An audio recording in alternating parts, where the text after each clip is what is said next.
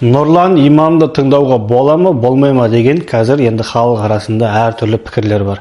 Жалпы енді теолог маман ретінде айтарым, әрбір жаңағы уағызшының өзінің аудиториясы болады. Мысалы, Нұрлан имамды кімдер тыңдайды? Нұрлан имамды өзін мұсылман санайтын, бірақ әлі де қандай да бір себептермен дін жолына келе алмай жүрген адамдар тыңдайды.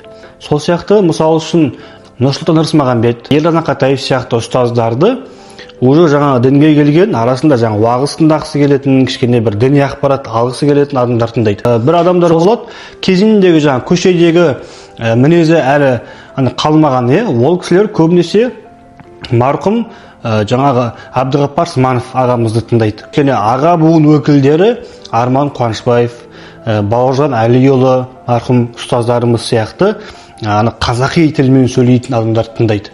Ал енді кәдімгі білім жолында жүрген бауырларымыз Ерсін Әміре сияқты ұстаздарды тыңдайды. Яғни бұл ұстаздардың барлығы Қазақстан мұсылмандарының діни басқармасына қарасты ұстаздар. Барлығының айтып тұрғаны бір, тек жеткізуі әртүрлі. Сол себептен мынаны тыңдауға болады, мынаны тыңдауға болмайды деген ол қате пікір болып табылады.